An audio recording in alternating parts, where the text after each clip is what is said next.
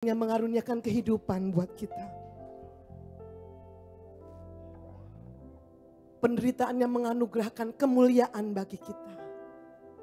Sekarang kita tahu siapa kita di dalam Kristus. Dia telah menukar hidupnya dengan hidup kita. Maka dengan iman di hadapan tata kasih karunia, kami deklarasikan iman kami. Let the weak say, I am strong. Let the poor say, I am rich. Let the blind say, I can see. It what the Lord has done in me. Bersama-sama dari awal kita berkata, let the weak say, I am strong. Amen. Oh, let the poor say, I am rich. Let the blind say, I can see. It's what the Lord has done in me. Dua-dua tangan diangkat, naikkan syukur, katakan. Hosanna, Hosanna to the Lamb that was slain. Amen. Hosanna, Hosanna, Jesus died. Come on, sing. Hosanna, Hosanna. Bagi anak domba Yesus Kristus Tuhan.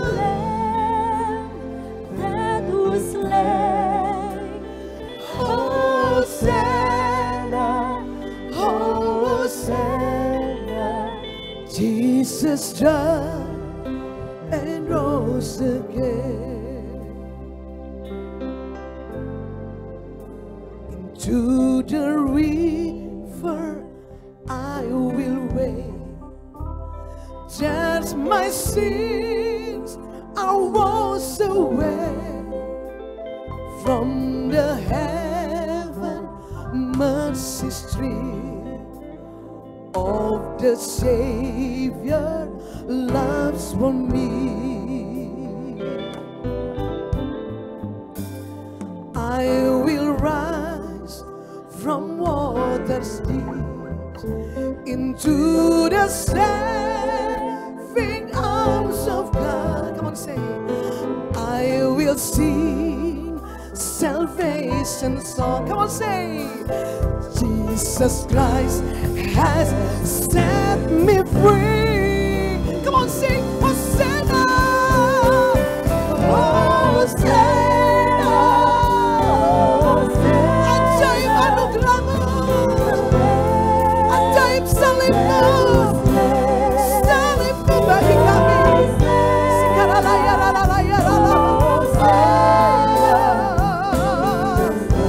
Syukur buat anugerahmu, katakan Hosanna. Hosanna,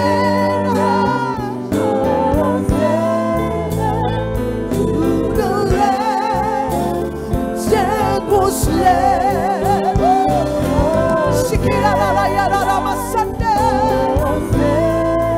Jesus died and rose again. Come on, lagi sekali lagi berkata, Hosanna,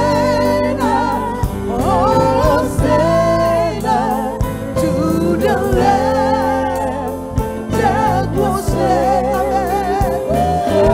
Hosanna, Hosanna, Jesus died. Sembah di dalam roh.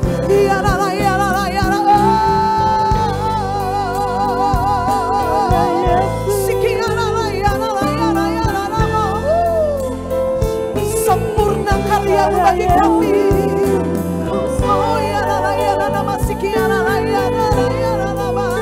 Yang menganugerahkan pembenaran dan kasih karunia yang berlimpah-limpah.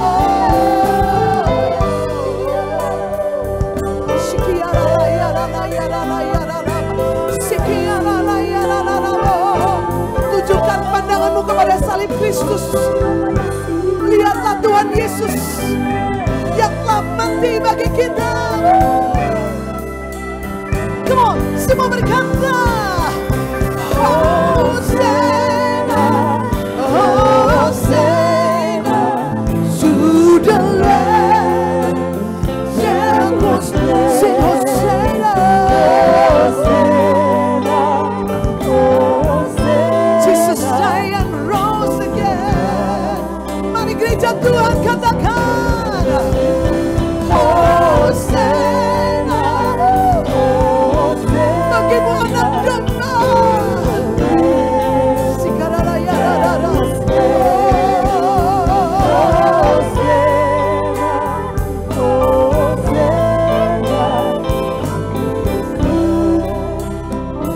Mari semua tangan terangkat. Hosanna, Hosanna to the Lamb that was slain. Sing Hosanna, Hosanna. Jesus died. Sekali lagi katakan, Hosanna, Hosanna to the Lamb that was slain. Amen.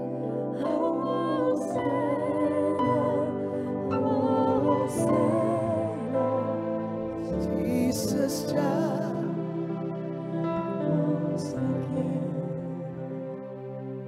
Let the weak say I am strong. Let the poor say I am free. Declare. Let the blind say I can see. It's what the Lord. Sekali lagi katakan. Let the weak say I am strong. Let the poor say I am rich. Let the blind say I can see. It's what the Lord has done. It's what the Lord. It's what the Lord has done in me. Sekali lagi. It's what the Lord has done in me. Haleluya. Mari beri tepuk tangan paling meriah bagi Tuhan Yesus. Haleluya.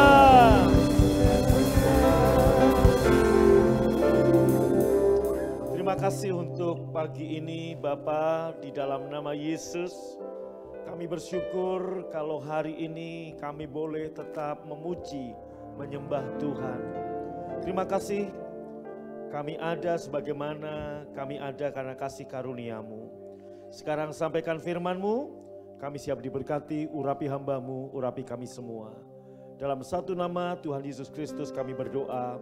Mari semua yang siap diberkati angkat tangannya. Dalam nama Yesus sama-sama berkata, amin. Boleh lebih mantap lagi yang di rumah, katakan amin. Sama-sama sekali lagi katakan amin. Tepuk tangan paling meriah buat Tuhan. Amin. Silakan duduk Bapak Ibu Saudara yang dikasihi Tuhan. Haleluya. Baik.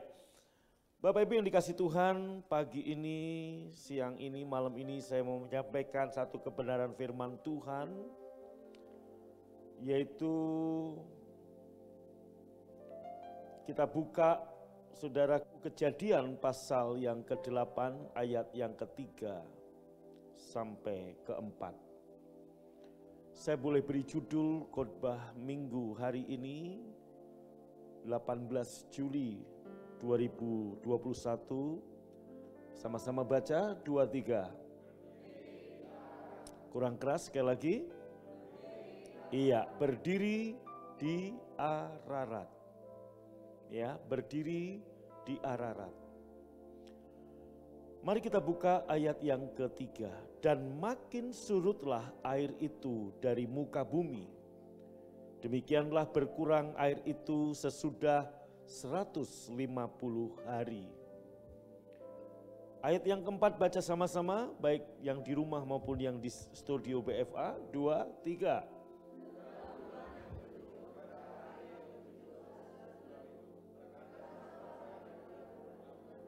Iya. Dalam bulan yang ke-7, ya, ini kita hari ini di bulan yang ke-7. Hari yang ke-17, hari ini kita hari yang ke-18, jadi kemarin. Saudaraku, bulan ke-7 dan hari yang ke-17, kandaslah bahtera Nuh itu pada pegunungan Ararat. Tahukah saudaraku arti kata Ararat?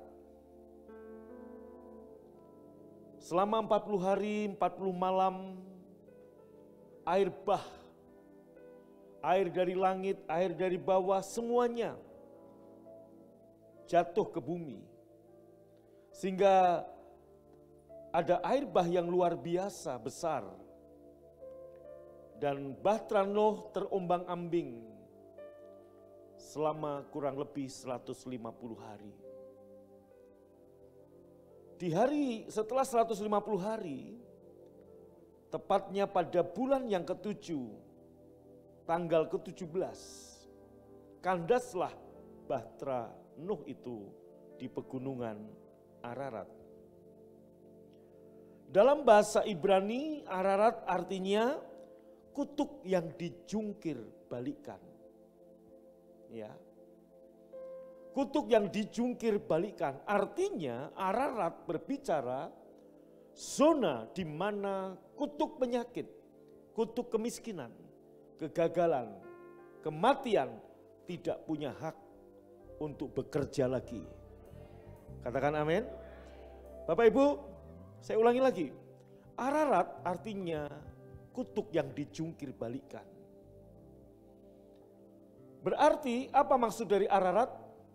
Yaitu zona di mana kutuk penyakit, kutuk kemiskinan, kutuk kegagalan, bahkan kutuk kematian tidak punya hak untuk beroperasi.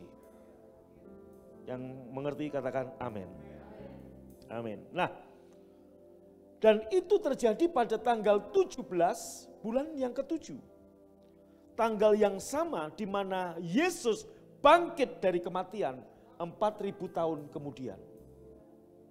Jadi saudaraku, tanggal yang sama di bulan yang sama, 4.000 tahun kemudian, Yesus bangkit dari kematian.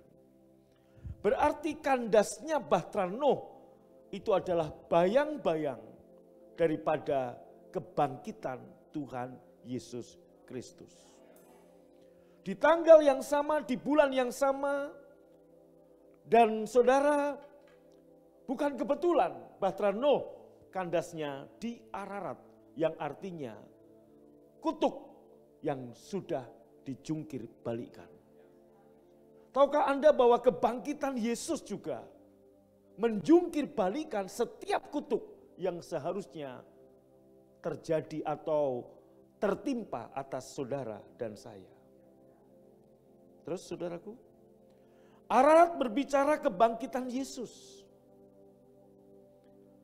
Bapak Ibu yang dikasih Tuhan, mungkin Anda berkata, Pak ini kan bukan lagi hari kebangkitan. Iya, tapi saya khotbah ini untuk mengingatkan kembali kepada saudara bahwa Anda dan saya hidup di dalam kebangkitannya Yesus. Katakan amin. Terus saudara, saat Kristus bangkit dari kematian, kita juga dibangkitkan bersamanya. Ya, Kolose 2 ayat 12 tuh ayatnya berbunyi demikian. Nah, berita apa sih yang dikhotbahkan oleh gereja mula-mula?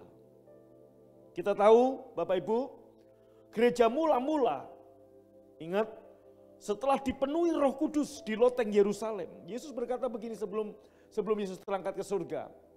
Kamu harus nunggu di Yerusalem sampai kamu dipenuhi dengan kuasa dari tempat maha tinggi. Setelah kamu dipenuhi dengan kuasa dari tempat tinggi, kamu menjadi saksiku di Yerusalem, Yudea, Samaria, sampai ujung bumi. Dan kemudian Bapak Ibu dari Yerusalem, Injil terberita kemana-mana. Injil tersiar kemana-mana sampai hari ini di Indonesia, dimulai dari Yerusalem.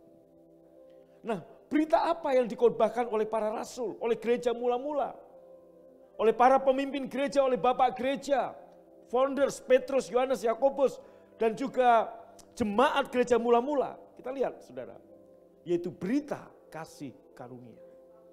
Anda boleh lihat dalam kisah para rasul.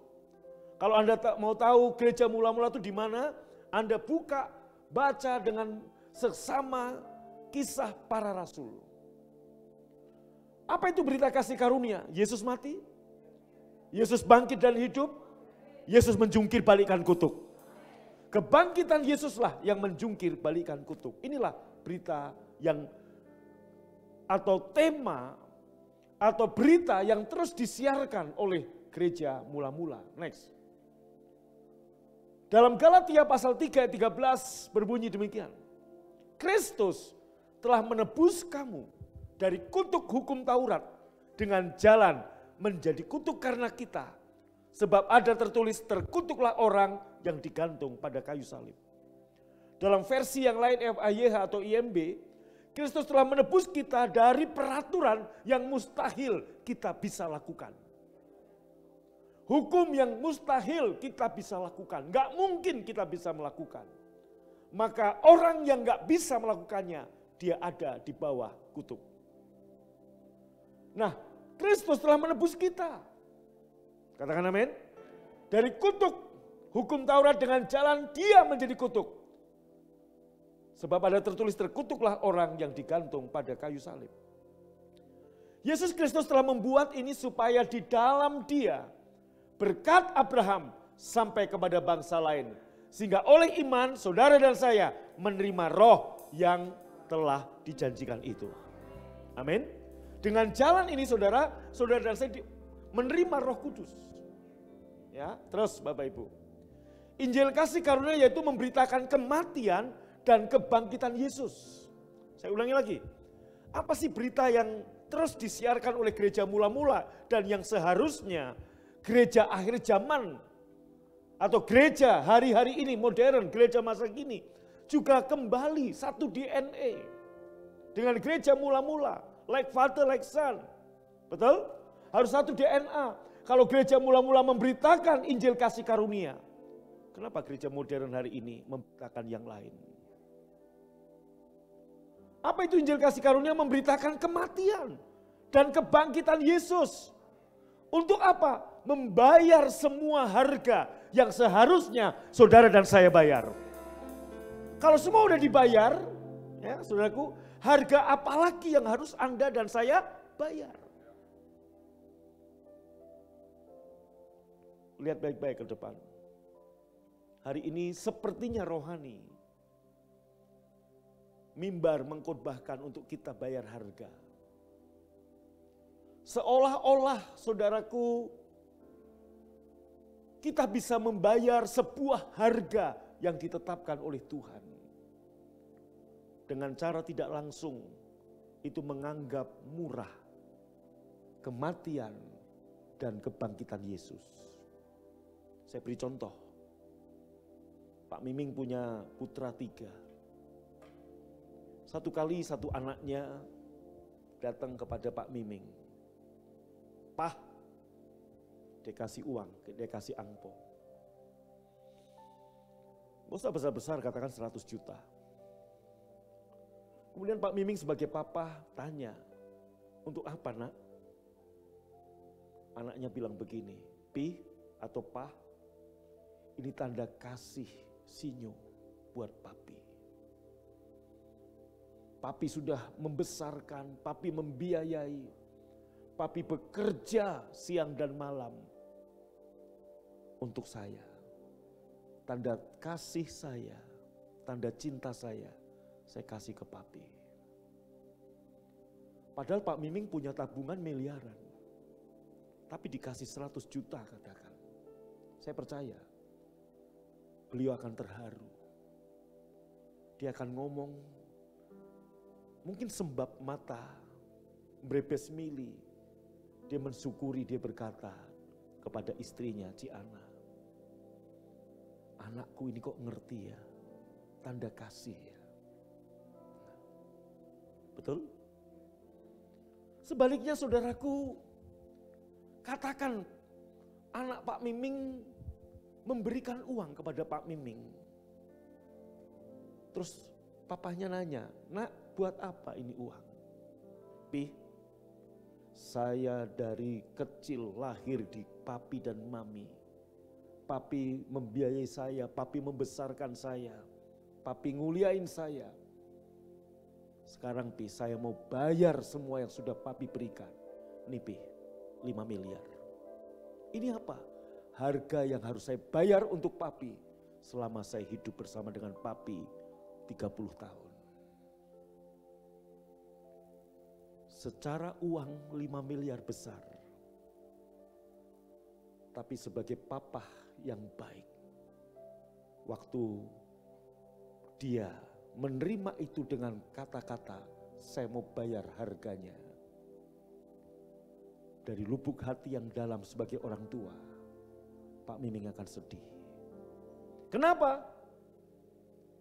Karena anak ini berarti saudaraku, menilai semua yang papinya berikan, itu ada harga yang bisa dibayar. Betul? Betapa sedih seorang orang tua.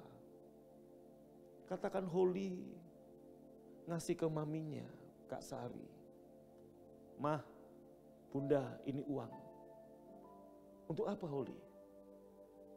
Untuk saya bayar semua yang sudah Bunda berikan buat Holy. Saudaraku,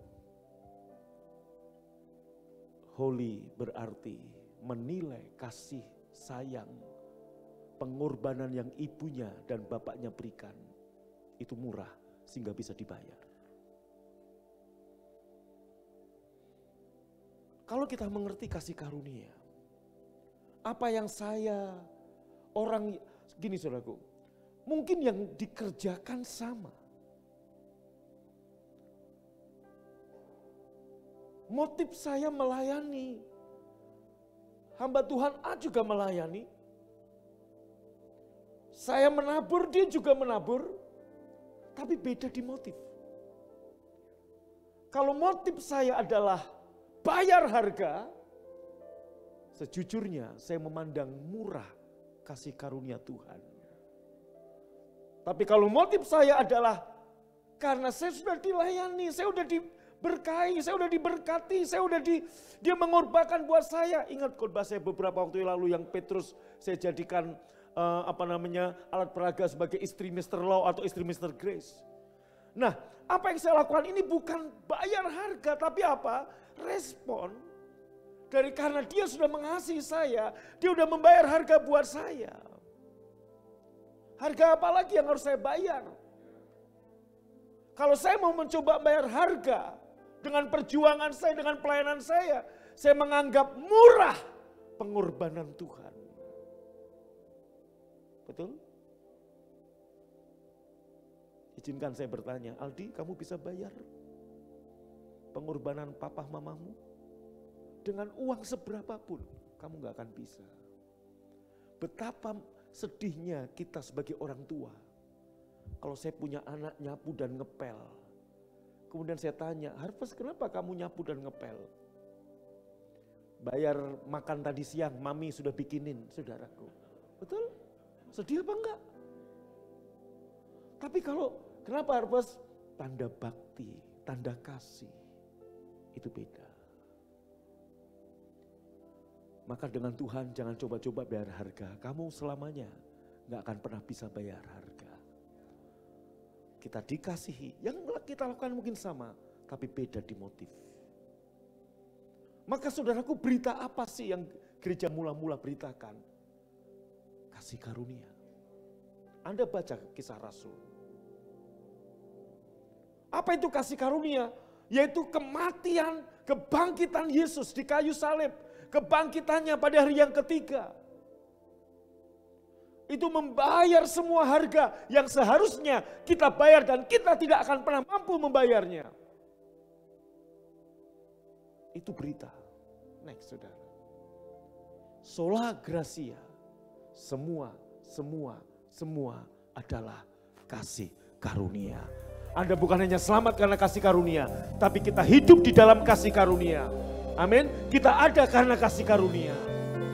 Amin. Itu dia, saudaraku. Inilah berita yang terus dikumandangkan gereja mula-mula. Dari Yerusalem, Yudea, Samaria, sampai ujung bumi. Maka Anda lihat Paulus kemana-mana ketemu dengan orang-orang Yahudi. Mereka udah terbiasa dengan hukum-hukum Taurat. Mereka udah terbiasa dengan kitab para nabi. Mereka udah terbiasa dengan tentang perjanjian yang pertama antara Allah dengan bangsa Israel. Yaitu perjanjian perbuatan. Maka pada waktu Paulus memberitakan semua adalah anugerah. Ada satu pemberitaan yang berbeda, itulah yang memerdekakan. Itu yang memunculkan iman seorang yang lumpuh di Listra. Amin. Hal yang sama yang seharusnya juga dikumandangkan gereja hari ini, yaitu Injil kasih karunia. Semua adalah sola gracia. Kita selamat, kita sehat, kita hidup, kita bergerak karena semata-mata kasih karunia Tuhan. Gak ada yang lain. Amin. Kalaupun kita melakukan sesuatu hari ini, bukan untuk bayar harga. Tapi respon kasih kita. Seperti tadi saya katakan, anak-anak saudara, Anda besarkan, Anda berjuang. Bapak Ibu yang di rumah, Anda berjuang. Saya ingat waktu revival masih kecil, saudaraku, umbelen atau ingusan, pilek. Gak bisa ngeluarin karena masih bayi. Apa yang saya lakukan sebagai ayahnya, saya sedot tuh ingusnya. Apa itu bisa dibayar? Enggak. Apa saya mau lakukan itu buat anak orang lain? Enggak akan mungkin. Jijai. Betul? Tapi karena anak saya, kenapa saya mau anak saya? Nah, beda. Tuhan melakukannya untuk saudara karena kasih.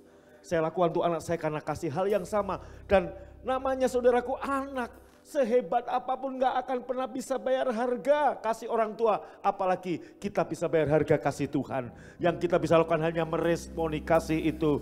Dengan kita memuji, menyembah, kita berbuat baik, kita melayani Tuhan. Semua adalah apa? Respon kita karena kasih yang sudah Tuhan berikan buat kita. Katakan amin. Loh saudara. Kematian Yesus mengalahkan musuh-musuh. Apa saja yang dikalahkan lewat kematian Yesus? Baca sama-sama. Apalagi penghukuman dan sebagainya. Dengarkan baik-baik. Kematian Yesus di kayu salib mengalahkan musuh-musuh. Dosa dan segala akibatnya. Penghukuman, penghakiman, penyakit, kemiskinan, kegagalan. Bla bla bla bla bla.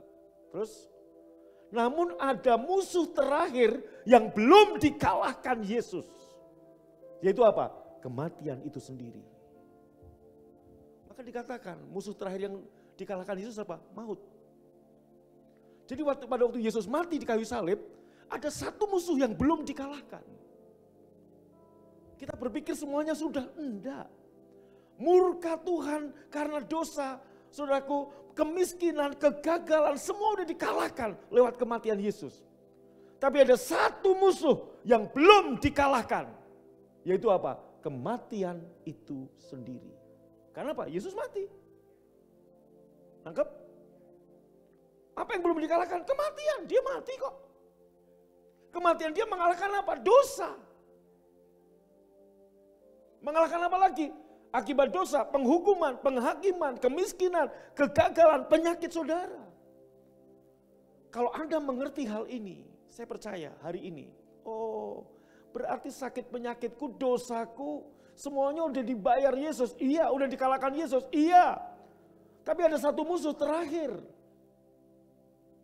Yaitu apa? Kematian. Yaitu maut. Dan sengat maut adalah, sengat dosa adalah maut. Next saudara. Nah, kapan Kapan Yesus mengalahkan musuh yang terakhir? Baca sama-sama. Kebangkitan Yesuslah yang mengalahkan musuh terakhir. Yaitu apa? Kematian. Dengan dia bangkit, artinya apa? Maut sudah dikalahkan. Katakan amin.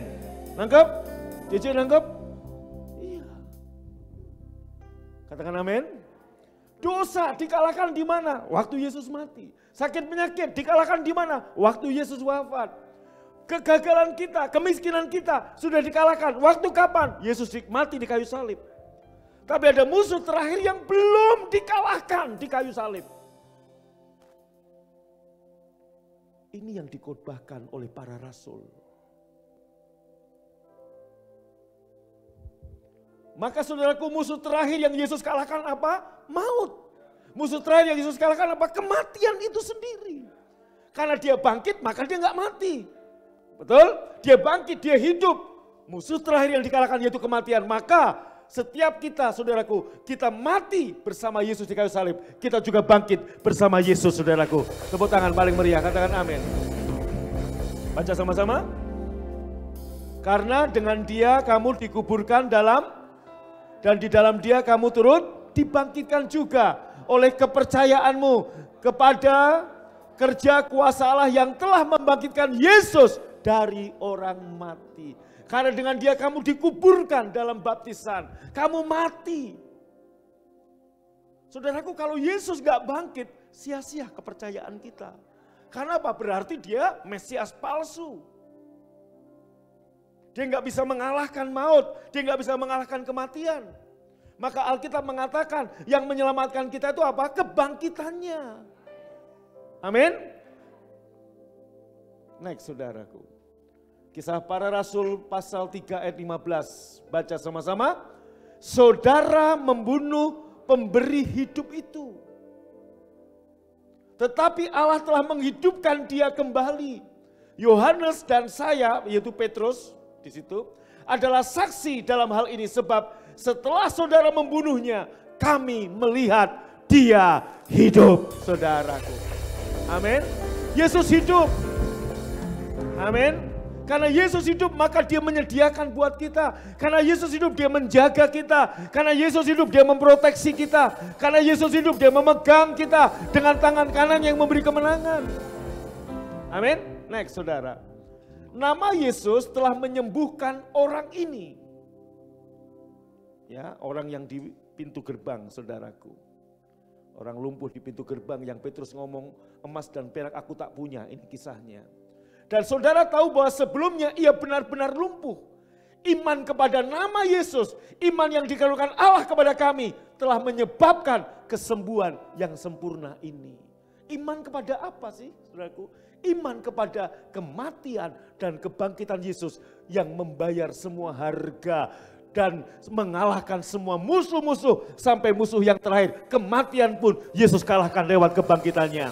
Dan kebangkitan Yesus tanggal 17 bulan 7 sama persis dengan kandasnya Bahtera Nuh tanggal 17 bulan 7 di satu pegunungan namanya Ararat, yang artinya kebangkitan Yesus menjungkir balikan semua kutuk itu menjadi tanah yang diberkati buat saudara dan saya. Artinya Anda dan saya sekarang tinggal di mana? Anda dan saya hidup dalam kebangkitan Yesus. Anda dan saya hidup di mana? Di Ararat. Anda melangkah dari mana? Dari Ararat. Artinya apa? Di mana kutuk, penyakit, kemiskinan, kematian, kegagalan tidak boleh beroperasi. Di dalam nama Yesus Anda menyadari ini dia, saudara. Amin.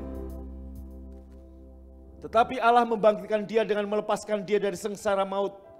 Karena tidak mungkin dia tetap berada dalam kuasa maut itu. Anda tahu ini yang diberitakan oleh gereja mula-mula.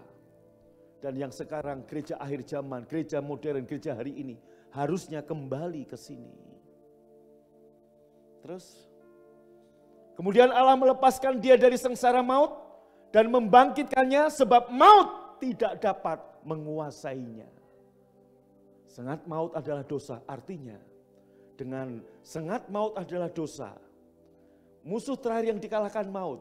Sengat maut adalah dosa, berarti Anda dan saya ngerti kasih karunia itu adalah kuasa untuk kita menang atas dosa. Kalau kita sadar akan dan mengerti akan hal ini. Terus saudaraku, Terus, kok ini lagi terus saudara? Ya. Oke. Ada lagi? Kok kembali ke sini lagi?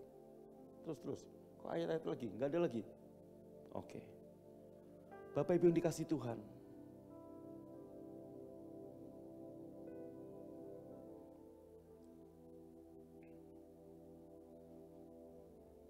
Dari sini kita mengerti.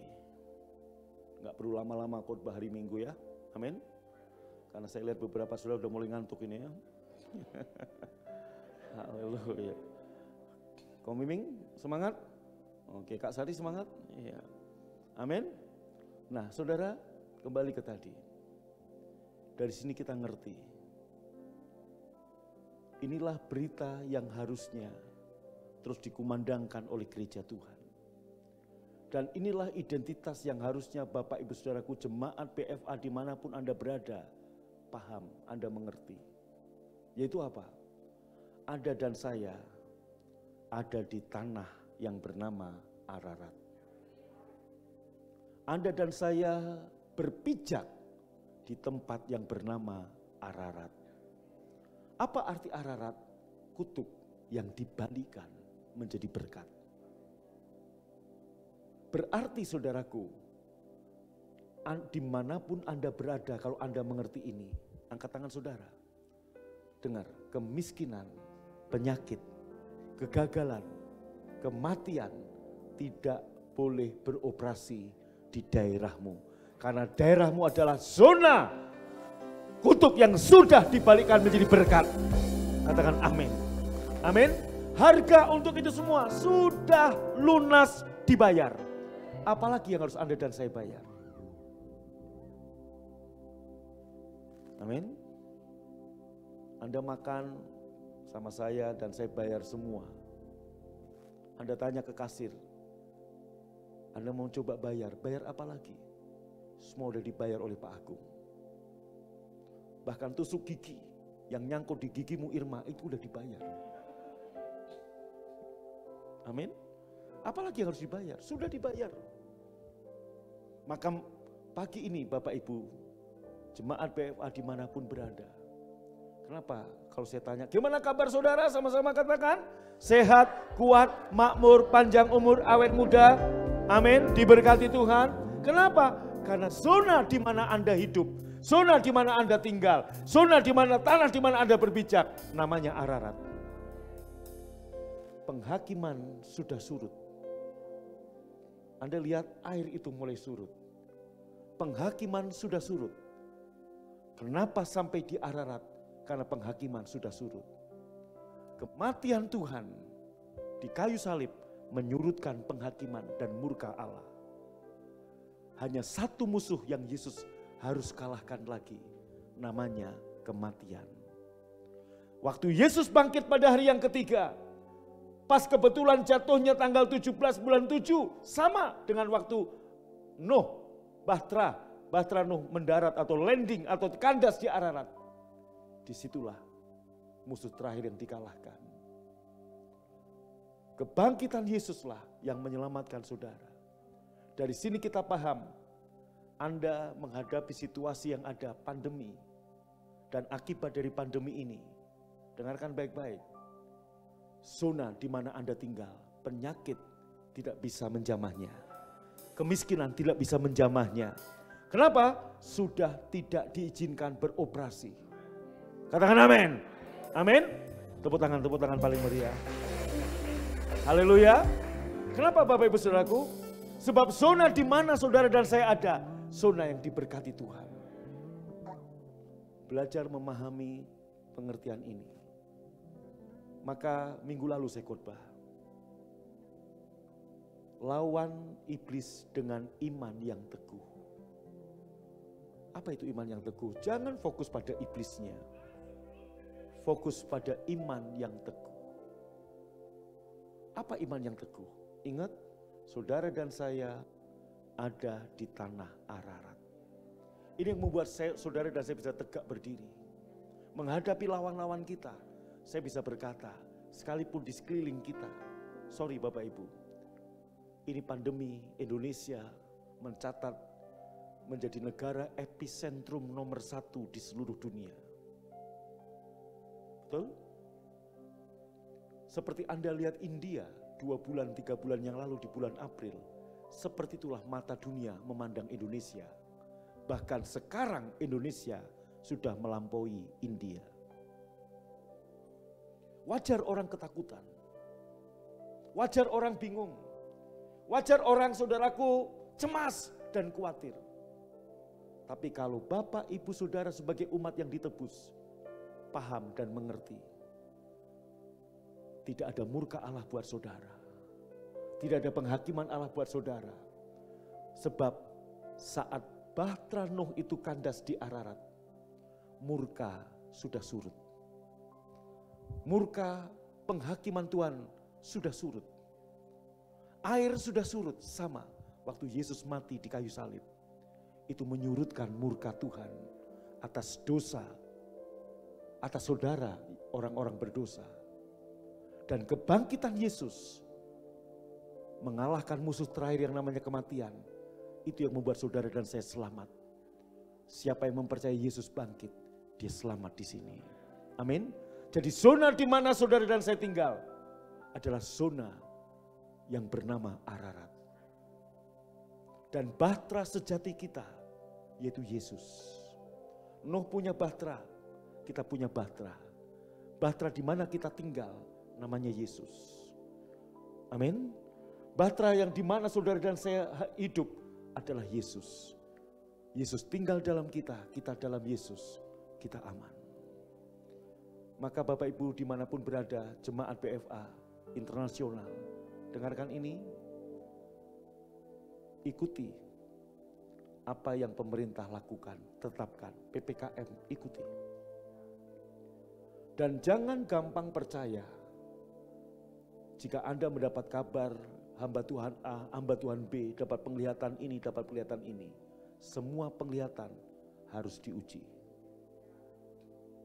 Tapi yang jelas, saya sampaikan kebenaran firman Tuhan. Inilah Injil, inilah berita yang dikumandangkan gereja mula-mula. Yaitu gereja mula-mula menyuarakan kematian dan kebangkitan Tuhan. Injil kasih karunia inilah yang membangkitkan iman. Sampai akhirnya Anda lihat, pada waktu Paulus memberitakan Injil di Yunani, semua agama 4.300 semua menggambarkan perjanjian perbuatan. Hanya satu, Yesus, yang berbicara tentang apa yang sudah Yesus perbuat, bukan apa yang sudah manusia buat. Semua harga sudah dibayar. Amin. Semua musuh sudah dikalahkan. Bahkan musuh terakhir yaitu kematian, Yesus sudah kalahkan saat dia bangkit. Dan ini saudaraku yang coba sama iblis disembunyikan. Sehingga ada beberapa kitab di luar yang mengatakan Yesus enggak mati dan bangkit, tapi Yesus langsung diangkat ke surga. Saya mau katakan, kalau Yesus enggak mati, dia enggak bayar harga untuk Anda. Kalau Yesus enggak mati, dia enggak mengalahkan dosa dan akibatnya. Dan kalau Yesus enggak bangkit, saudaraku, dia enggak bayar musuh yang terakhir, dia enggak mengalahkan musuh yang terakhir, yaitu kematian. Sehingga saudara dan saya yang di dalam Yesus, Anda dan saya hidup, enggak akan pernah mati lagi. Kok ada yang amin? Amin? Anda enggak akan mati lagi. Selama-lamanya di neraka, enggak. Saudaraku, kapanpun Tuhan panggil Anda bukan mati, tapi Anda pindah dari sini pulang kampung ke rumah Bapa di surga. Bukan sekarang waktunya. Ada yang mau sekarang? Anda? Kamu mau? Enggak. Ada yang mau? Enggak ada. Haleluya. Amin. Amin. Tinggal bersama-sama dengan Bapa di surga. Selama-lamanya enggak ada lagi kematian kedua bagi orang-orang yang menerima Yesus. Karena dia adalah kebangkitan dan hidup. Bangkit berdiri. Sebab dia hidup. Ada Yesus, sebab Yesus Yesus hidup. Ku tak gentar karena ku tahu Dia pegang hari esok. Hidup jadi berarti sebab Yesus hidup. Lagi katakan, sebab Yesus hidup. Ada hari esok, sebab Yesus hidup. Ku tak gentar karena ku tahu Dia pegang hari esok. Hidup jadi berarti sebab Yesus hidup. Bapak Ibu Saudara yang dikasih Tuhan dimanapun berada, maka kenapa gereja BFA setiap malam, setiap hari kita perjamuan Tuhan. Saat kita perjamuan Tuhan, kita memberitakan, mendeklarasikan kematian Yesus. Anda tahu bahwa berita yang terus dikumandangkan oleh gereja mula-mula, yaitu apa? Kematian dan kebangkitan Yesus. Dan kapan kita mendeklarasikan kebangkitan Yesus? Saat kita membawa persepuluhan kita. Saudaraku, waktu kita memberitakan kematian Tuhan, itu menghentikan semua musuh-musuh. Ingat, kematian Yesus di kayu salib mengalahkan dosa, mengalahkan musuh-musuh, penyakit, kemiskinan, kegagalan. Tapi ada musuh terakhir yang Yesus belum kalahkan, yaitu kematian itu sendiri. Dan saat Yesus bangkit, Dia mengalahkan kematian. Pada waktu kita angkat roti, kita minum cawan, perjamuan, kita percaya, kita setuju, harga semua udah dibayar lewat kematian Yesus di kayu salib. Dan saat kita memberikan persepuluhan, kita setuju musuh terakhir yaitu kematian. Kematian dikalahkan, saudara. Maka dengarkan baik-baik, angkat tangan saudara dimanapun Anda berada. Waktu Anda mendeklarasikan dua ini, dengarkan, Anda mempercayai tidak ada kematian di dalam hidupmu, dalam kesehatanmu, dalam bisnismu, dalam keuanganmu. Kenapa? Karena Dia hidup. Dan tanah di mana Bapak, Ibu, Saudara dan saya tinggal hari ini bernama Ararat, yaitu kutuk yang sudah dijungkir balikan. Tanah di mana Anda dan saya tinggal, Anda dan saya ada, yaitu tanah Ararat, di mana kemiskinan, penyakit, kegagalan, kematian tidak boleh beroperasi di situ. Anda dan saya mesti ngerti, sekalipun sekeliling saudara hari ini banyak COVID. Tapi Anda ngerti, Anda dibedakan karena saudara dan saya tinggal di Ararat.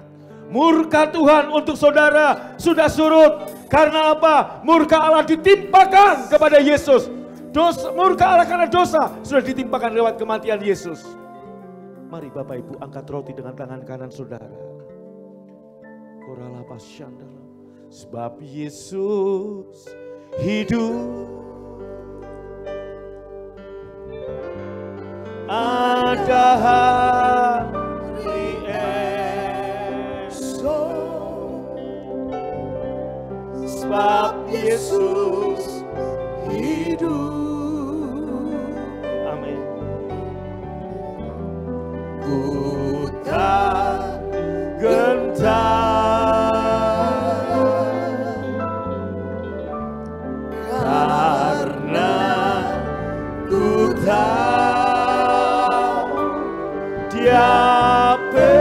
pegang hari esok.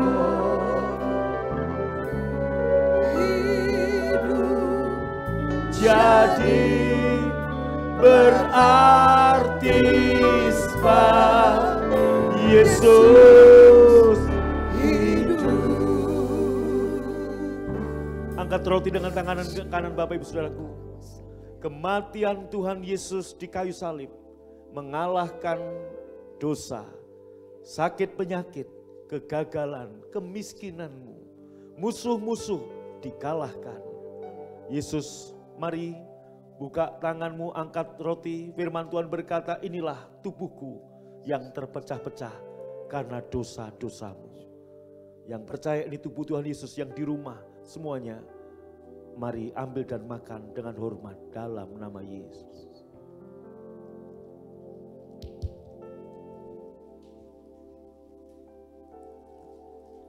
Angkat cawan dengan tangan kanan saudara. Yesus mengangkat cawan sesudah makan, memberikan pada murid-muridnya dan berkata, inilah darahku yang ditumpahkan untuk pengampunan dosa-dosamu. Inilah darah yang memeteraikan perjanjian yang baru. Inilah cawan kasih karunia, sehingga engkau yang meminumnya, engkau menerima kasih karunia. Demikian firman Tuhan. Ibu bapak yang percaya di darah Tuhan Yesus, ambil dan minum dengan hormat dalam nama Tuhan Yesus. Sebab Yesus hidup, ada hari esok. Sebab Yesus hidup, ku tak gentar, karena ku tak dia pegang hari esok.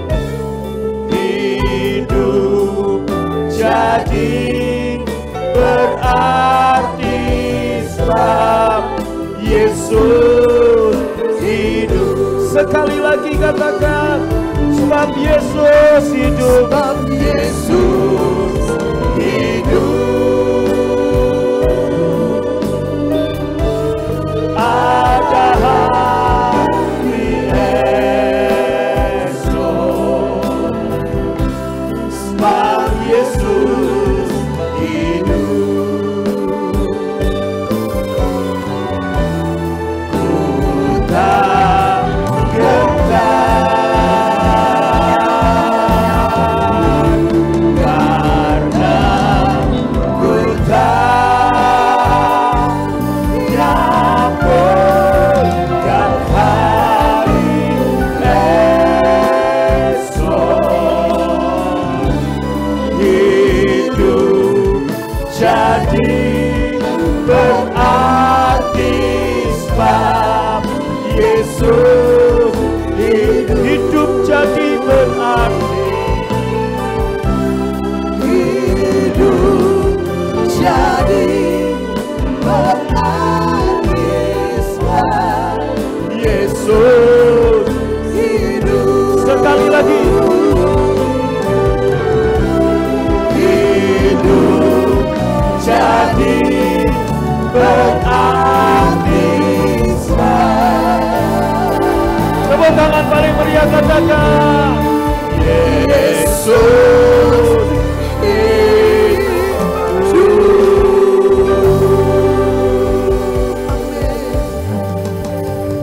Haleluya. Musuh terakhir sudah Yesus kalahkan, yaitu kematian. Sehingga saudara dan saya nggak perlu lagi mati selama-lamanya di neraka. Mati kesehatanmu, mati hidupmu, mati bisnismu. Kenapa? Sebab dia hidup. Bapak Ibu yang dikasihi Tuhan, Saat saudara makan tubuh dan minum darah Tuhan, Anda sedang mendeklarasikan dengan imanmu, Yesus mati buatmu. Dan saat Anda membawa persepuluhan Anda sedang mendeklarasikan Yesus bangkit. Dan kebangkitan Yesus yang kita deklarasikan inilah yang mengalahkan kematian. Garis bawahi sebelum kita berdoa, sebelum saudara membawa persembahan saudara, Anda dan saya sekarang berpijak di satu tanah bernama Ararat. Katakan dengan saya, Ararat. Di mana kemiskinan, dosa, sakit penyakit, kegagalan, wabah tidak bisa beroperasi di situ. Terima kasih Tuhan untuk pagi ini. Sebagai tanda syukur kami bawa persembahan kami kepada Tuhan. Juga berkati tangan-tangan yang membawa persembahan syukur dan mereka yang memberikan persepuluhan, Tuhan berkati berlimpah. Dan sebelum kami pulang minggu ini Tuhan, kami mau terima berkat-Mu. Buka hatimu yang di rumah-rumah, bangkit berdiri, angkat tangan. Tuhan memberkati dan melindungimu. Tuhan menyinarimu dengan wajah-Nya serta memberimu kasih karunia. Tuhan menghadapkan wajah-Nya kepadamu dan memberimu damai sejahtera. Pulanglah dan terimalah berkat yang berlimpah-limpah dari Bapa di surga. Cinta kasih dari Tuhan Yesus dan persekutuan yang manisnya Roh Kudus menyertai memberkati saudara dari sekarang sampai selama-lamanya. Yang percaya dan diberkati berkata, amin. Tepuk tangan buat Tuhan. Silakan duduk.